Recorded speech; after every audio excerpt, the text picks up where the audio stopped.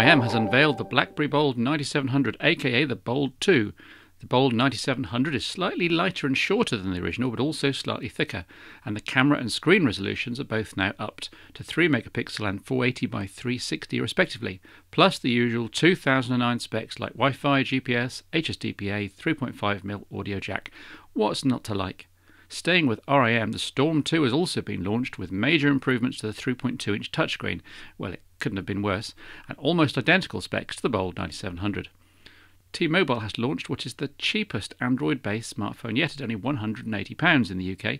The Pulse is a monoblock design, has a 3.5-inch touchscreen and weighs 130 grams.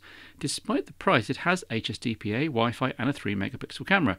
From what I can see, though, it doesn't seem to be a bona fide Google Experience phone, so possibly no direct over-the-air OS upgrades.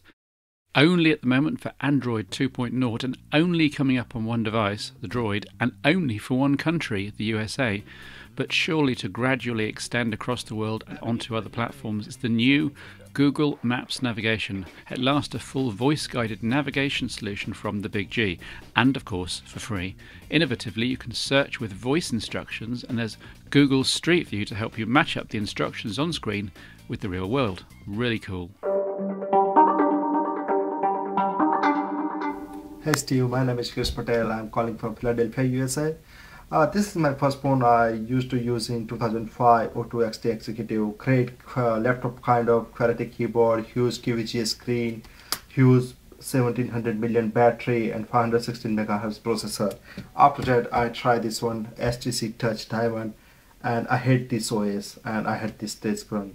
That's the worst touchscreen phone I ever tried.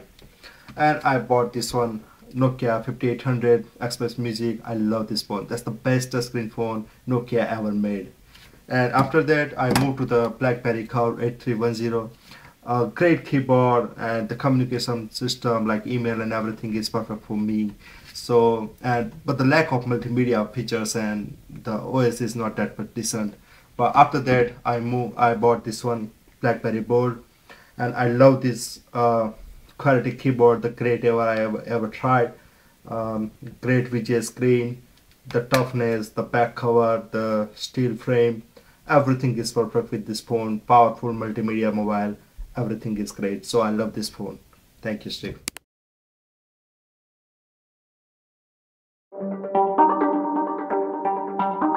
And so to my much agonised over and long awaited autumn 2009 top 5, and I'll admit it has been a tough decision and arguably a controversial one.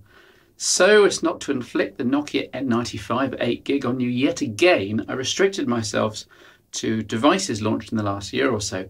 And one other note, there's no Android in this lineup yet. I have absolutely no doubt that a really decent Android-powered smartphone will appear in my top 5 before too long. I just haven't held one yet. It's also worth noting this isn't a top 5, it's a top 6. I just couldn't restrict myself to just 5 of all the available devices I wanted to put in. So at number 6, featuring a glorious screen and one of the best mobile QWERTY keyboards I've ever used, the HTC Touch Pro 2. It pitches itself as a mini laptop, and to some extent it achieves this. It's hard to recommend the mishmash of UIs though, part iPhone wannabe finger optimised HTC Touch Flow 3D and part traditional stylus-centric Windows Mobile, but hey, you can just disable TouchFlow and use the device as Bill Gates intended. At number 5, it's the Nokia E75, recently raved about on this phone show. It's a smallish candy bar when needed, perfect for all-round, one-handed use. No, wait, it's a full, wide QWERTY communicator, and after an indifferent start, it's been doing sterling work as my main smartphone for the last 3 months, without putting a single foot wrong. Its only real downside is the smallish 2.4-inch screen and firmware that can be a bit slow for some operations, but overall another very solid choice, and again great mainly metal build quality. At number 4, it's a device that I haven't really used for more than a few days personally, but which I've had so many positive testimonials about. You saw one earlier in the show, and I do love the hardware that I really wanted to give it some kudos here. The BlackBerry Bold, despite being about to be superseded, as you saw in the news, is a reassuringly solid choice, again like the E75, with great build quality, and should do just about anything you want it to do.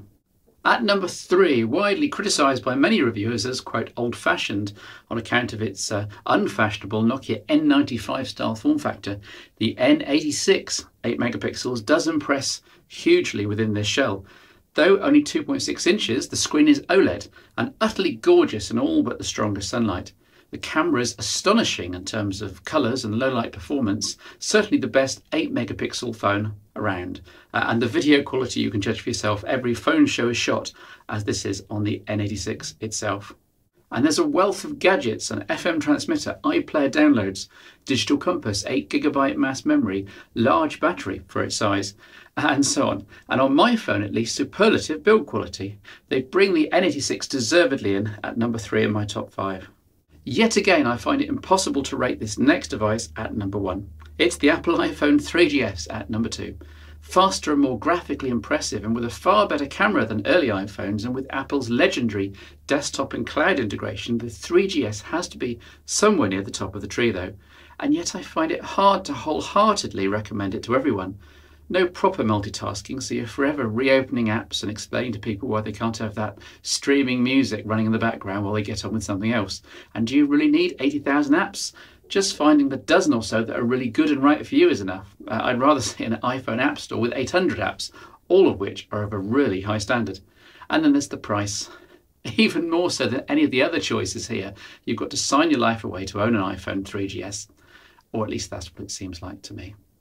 But at number 1, and bearing in mind this is a personal top 5, I wanted a phone which had a physical QWERTY keyboard for quick messaging on Twitter, and a large screen for videos, web and games, and an FM transmitter for music and podcasts in the car, and BBC iPlayer download compatibility for watching the best TV programmes while travelling, and all the usuals: GPS, great camera, branded lens, Wi-Fi, 3.5G.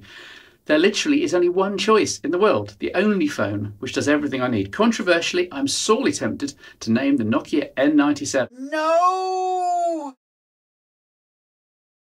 Fixed after the first production run with a new shielded antenna. Anyone with this problem, just go to your local Nokia care point. I did, and mine works fine now. No! Fixed with a redesigned protective slide and back shell. Again, see a Nokia care point. No! The keyboard's okay for short texts and Twitter length messages, and keys now enter their symbol without using the function key if you hold them down for a second or so. It was one of the fixes in the version 20 firmware, which is out about now. No! Also fixed in the version 20 firmware, the N97 is now working smoothly with iPhone-like kinetic scrolling everywhere as well. But I do appreciate I've had to throw a huge bunch of caveats in here, and to be honest, it's a little on the large side, and trying to use it one-handed sees me regularly nearly dropping it, and the black is very plasticky. Which is why my actual number 1 phone for late October 2009 is the Nokia N97 Mini, now available in the shops. It fixes everything about the N97. It's slightly smaller, so it's easier to hold. It's got a slimmer metal backplate. It's got full kinetic scrolling from day one. There's no camera protector to get scratched. The GPS works fine. There's an extra 256 megabytes of flash memory for Disk C, and the screen angle is more laid back. A big improvement. And so the Nokia N97 Mini is, in my opinion, the hottest, most functional and most useful phone in the entire world. Now, I'll be revisiting this top 5 in the first show of 2010, so I'll see you then.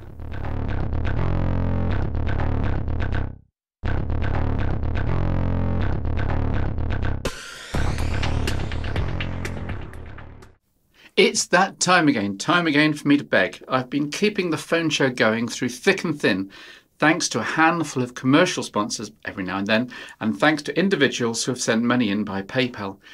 Researching, writing, filming, and perhaps most of all editing each show takes about 20 man-hours, believe it or not. And the only way I can fit this in is by not doing a conventional job and considering this part of my employment. If I've helped you make a good decision on what phone to buy or not to buy, if I've informed and entertained you, then please consider sending in a donation via my PayPal page. There's even now a monthly price of a pint of beer subscription option. Thanks in advance if you can help.